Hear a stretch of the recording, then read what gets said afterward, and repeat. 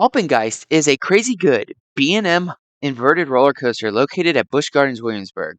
It stands 195 feet tall, has almost 4,000 feet of track, reaches 67 miles per hour, and features 6 inversions. And this coaster is almost a hypercoaster, and you can easily see how large it is. It stretches across Busch Gardens Williamsburg, meaning you can probably see it from nearly anywhere in the park. This is our full-length, in-depth review of Alpengeist and our comments about what you can expect when you come to Busch Gardens Williamsburg to ride this coaster. Before we get started, please like and subscribe as it greatly helps the channel, and turn on notifications so you never miss a video. Now, let's meet the ghost of the Alps. Alpengeist is located in the Germany section of Busch Gardens Williamsburg. When it opened in 1997, it was the tallest inverted roller coaster in the world, but it lost that title when Cedar Point's Wicked Twister opened in 2002. But when Wicked Twister closed in 2021, it regained the title of the tallest inverted coaster in North America. It remains the world's tallest full-circuit inverted roller coaster, and this coaster dominates Busch Gardens Williamsburg's skyline. While Alpengeist does not have a dedicated plaza like Pantheon, the surrounding area near the ride entrance looks really good. It really does look like the Alps with fake snow, skiing, and ski lodge themed buildings. When you approach this ride, you will see lockers towards the right and the coaster's lift hill towards the left. And this lift hill is unconventional and cool as it differs from every other traditional B&M Invert lift hill out there. B&M actually designed the lift hill to look like an actual ski lift. And with the repaint on the supports, this coaster looks awesome. The ride's queue winds gradually up a hill and through trees, and if you look closely, there are some snow theme along the actual path. As you go through the queue, you have the ride station on one side and one of the ride's inversions on the other. After you have made your way through the winding queue and its cattle pen section, you enter the station, and this station looks amazing as it is so detailed.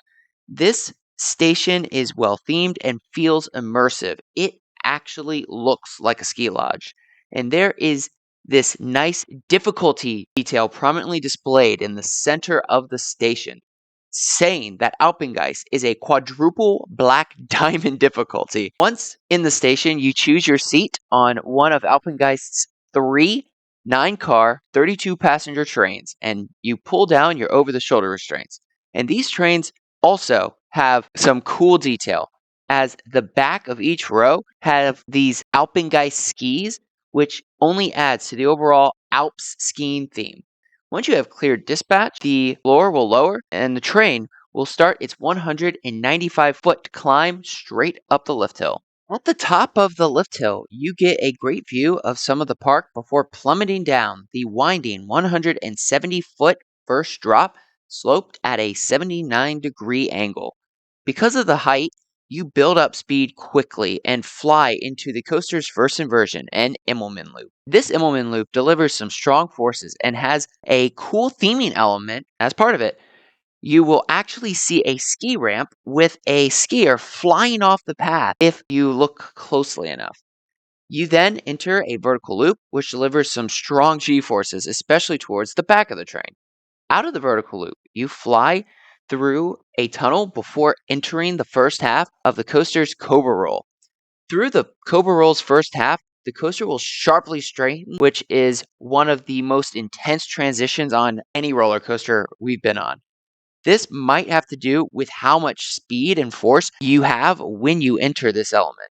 You then fly through the second half of the Cobra Roll, which is a much smoother transition.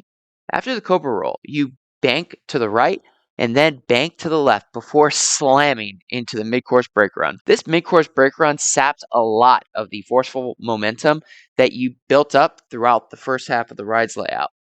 You then bank to the right off the mid-course brake run, fly through a tunnel up into the coaster's zero G-roll, which delivers some good whip. Next, you fly through a snowy trough up into a corkscrew, and then into a rightward banked helix through another snowy trough. You then go through some straight track before banking to the left through one last snowy trough before reaching the final brakes. Alpengeist is an intense B&M invert. The first half of this coaster is so powerful and delivers some incredibly strong G-forces. But there are two aspects of this coaster that hold it back from being one of the best B&M inverts out there. The first aspect is just how janky the first half of the Cobra Roll is. And you can both see and feel how janky this transition is. For an unsuspecting rider, that janky transition will diminish the ride experience, especially if you are shorter, as your head will definitely smack into the over the shoulder restraints. You can mitigate this effect by keeping your head forward. That way, you can feel just how powerful the Cobra Roll really is without hurting your head. The second aspect is how much momentum you lose when you hit the mid-course brake run. You slam into the mid-course brakes, which throws you forward abruptly. And that mid-course brake run saps so much of your momentum that the second half of Alpengeist essentially crawls through those snowy troughs. Despite these two aspects, Alpengeist is one of B&M's craziest rides. Some people say that the ride's height also holds it back as it's just too tall, but we disagree.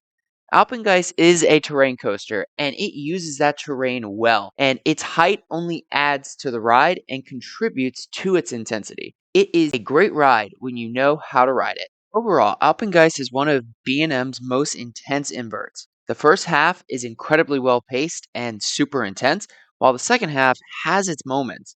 Though it is not the most complete B&M invert out there, Alpengeist delivers a powerful and good ride experience.